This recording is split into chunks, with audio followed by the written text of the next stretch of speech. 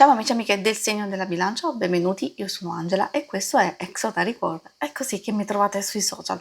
Questo è l'oroscopo settimanale dal 6 al 12 luglio. Prima di iniziare vi ricordo che è una stesa generica, prendete solo ciò che vi risuona e potete integrarla col vostro ascendente per avere più informazioni. In descrizione trovate le recensioni dei mazzi usati, il link per acquistarli e i link alle playlist per conoscere il significato delle carte della Sibilla Lenormand e della Sibilla italiana.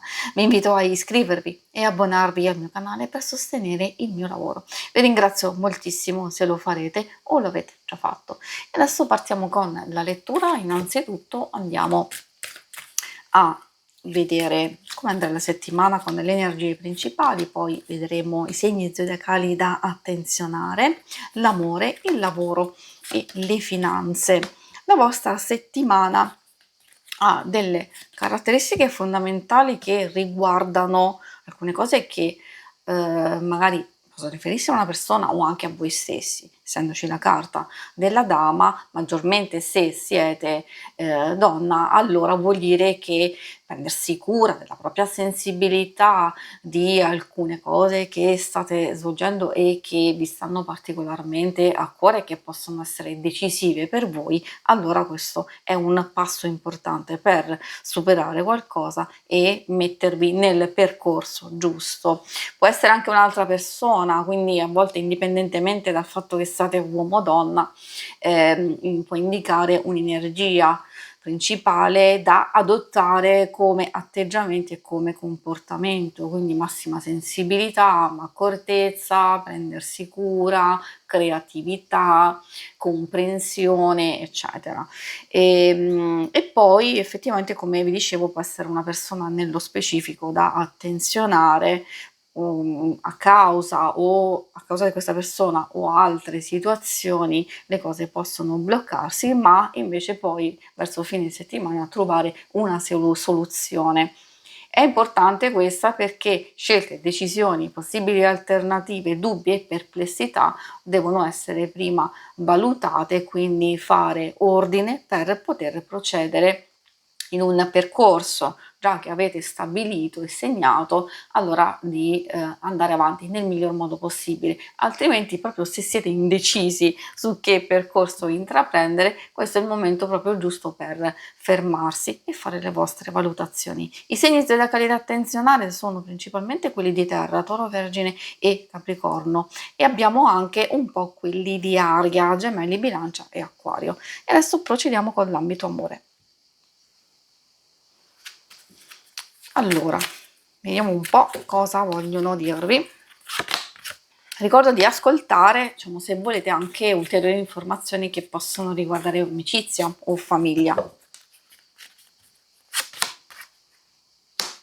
Adesso, andando ad analizzare la parte delle coppie, possiamo anche estrapolare delle indicazioni che riguardano appunto le relazioni più importanti per voi. La genziana porta un po' di turbolenza, perché trattandosi di conflitto interiore potrebbe essere un qualcosa che a noi dà fastidio, o ci sono delle divergenze, dei possibili conflitti a livello di comunicazione e di incomprensione, però è una fase di passaggio che, come vedete, potrebbe essere totalmente superata. A volte può anche essere una situazione esterna, e cioè un blocco, un ostacolo, un imprevisto, e che quindi magari insieme si può cercare di gestire, o altrimenti può riflettersi negativamente e quindi portare un po' di malumore. Ma vi ripeto, come vedete, alcune cose sono abbastanza positive nel corso della settimana, vuol dire che c'è conciliazione, vuol dire che c'è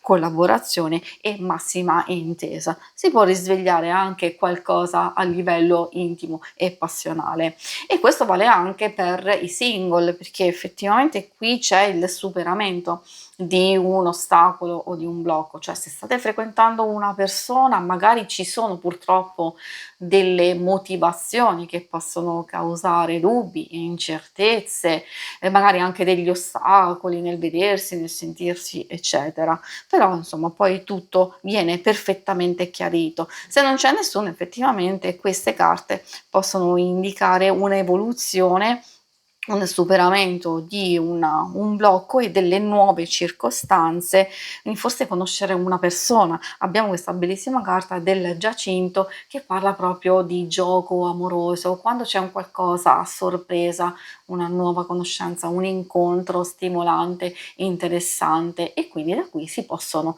aprire varie strade e vari percorsi. E adesso vediamo la parte più pratica del lavoro e delle finanze. Vediamo che settimana vi aspetta. La carta molto particolare, la carta della superbia. Abbiamo questo pavone che spesso fa riferimento anche al nostro atteggiamento, al modo di affrontare le varie circostanze. Di sicuro questa ci permette di essere innanzitutto fieri di noi stessi per quello che stiamo facendo, magari pur essendoci dei blocchi, un po' di fatica, un po' di resistenza, allora ecco che ottenere già comunque dei buoni risultati dovrebbe essere positivo per voi. Magari può anche portare delle sorprese, dei nuovi incontri, risoluzione di problemi. È ovvio che come punto di riferimento deve sempre ancorarsi alle vostre idee, ai vostri desideri e non avere assolutamente nessun dubbio sulle vostre capacità. Troviamo anche la carta dell'amore e del bambino, cose che possono favorire, come abbiamo detto, il superamento di alcuni blocchi, ostacoli o impedimenti e quindi trovare il giusto percorso. Questa parla di serenità, di tranquillità, può anche darsi che molti di voi si possano trovare in una fase di pausa. Se continuate a lavorare, magari ci sono anche delle novità in arrivo, alcune cose si possono realizzare immediatamente, altre comunque portarvi serenità e nuovo entusiasmo per propositi, collaborazioni, per nuovi progetti, nuove cose, e infatti lo vediamo proprio dalla figura del bambino.